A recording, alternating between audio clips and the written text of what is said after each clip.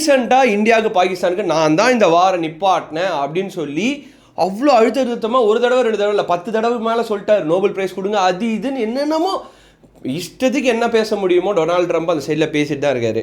ஒரு தலைவர் வந்து நம்ம ஒரு பெஸ்ட் எக்ஸாம்பிளாக எடுத்துக்கலாம். இந்த மாதிரிலாம் தேவையில்லாத ப்ராப்ளத்தில் வந்து மூக்க நுழைக்கூடாது அப்படின்றதுக்கு டொனால்டு ட்ரம்ப்பே ஒரு மிகப்பெரிய எக்ஸாம்பிள்.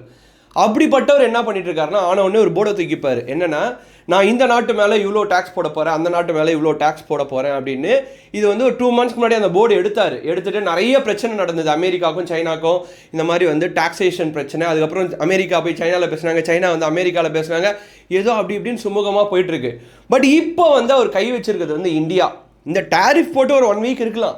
பட் ஆனால் பிரச்சனை வந்து பீக் ஆகிருக்கிறது இந்த ஆகஸ்ட் 2, 3 இந்த தேதிகளில் தான்.